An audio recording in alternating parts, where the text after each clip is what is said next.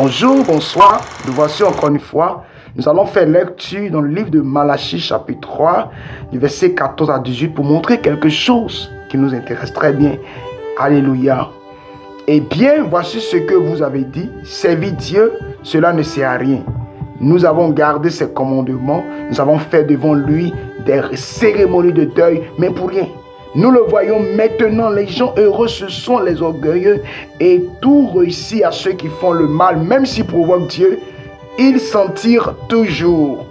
Alors ceux qui respectent le Seigneur se sont parlé les uns aux autres, le Seigneur les a écoutés avec attention, on a écrit devant lui les noms de ceux qui le respectent et qui l'honorent. Ensuite, le Seigneur de l'univers a dit, le jour où j'agirai, ils seront pour moi comme un trésor personnel. Je serai bon pour eux comme un père est bon envers son fils qui le sait. Et vous verrez de nouveau la différence entre ceux qui m'obéissent et ceux qui ne m'obéissent pas. Entre ceux qui me servent et ceux qui ne me servent pas. Alléluia. Et donc voici cette histoire si merveilleuse, ok, écrite par Malachie, parce qu'il a reçu cette révélation du Saint-Esprit. Les personnes qui parlent contre l'Éternel et disent que ceux qui font le mal, c'est ceux-là qui réussissent sur la terre. Par contre, ceux qui font le bien, ceux-là échouent sur la terre. Les gars, c'est vrai. Ça se voit, ce n'est pas faux, c'est vrai. Mais allons-y en profondeur pour comprendre des choses. Leur réussite est née de qui? Leur réussite se crée par qui? Et plusieurs pensent que le fait que des personnes réussissent sur la terre est forcément de Dieu. C'est faux. C'est faux. C'est comme nous posons cette question. Dites-moi, est-ce que toutes les plantes qui naissent sur la terre sont forcément de Dieu?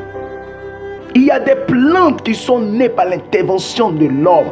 Il y a eu un mélange de semences. Vous pensez que l'Éternel a prévu dans le commencement faire un mélange de semences? Non. Il a dit Israël qu'il n'aime pas ces choses-là.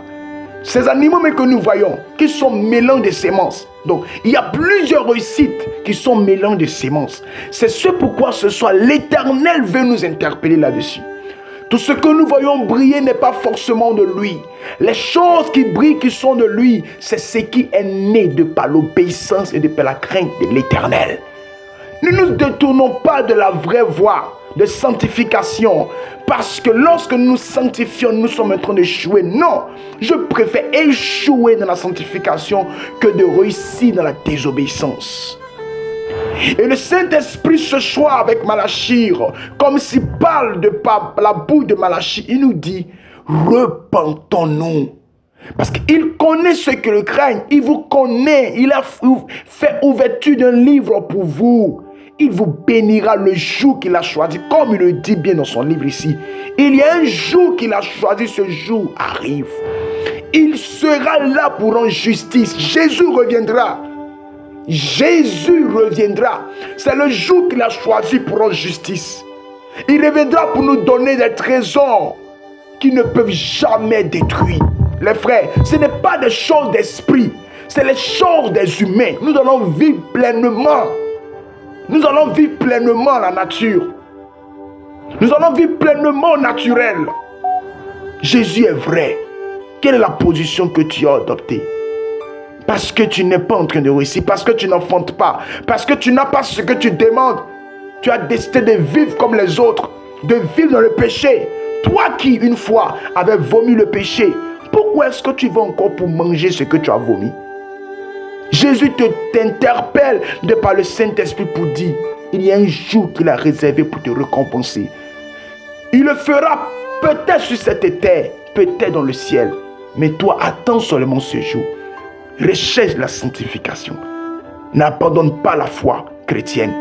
Ne renonce pas parce que tu souffres et les autres réussissent. Non, laisse-les réussir. Mais toi, recherche toujours à plaire à ton Père. Car, quoi que ce soit tu pourras faire pour une femme, si tu ne l'honores pas, elle ne sera pas heureuse. L'Éternel Dieu préfère l'honneur, la crainte, l'obéissance, plutôt que le sacrifice et tout ce que tu veux obtenir de par lui. Il t'aime, il te tend la main, relève-toi, repens-toi, reviens à ton premier amour, reviens à Jésus. Il t'aime, il t'aime. Les choses de ce monde vont passer. Ce que tu cours après va passer. Il a quelque chose qu'il a réservé pour toi qui ne va jamais passer. C'est l'éternité. Les choses du ciel sont tangibles, mon frère, ma soeur. Change de vie. Christ est à la porte. Shalom à tous. Merci. Merci. Je sais que tu seras sauvé.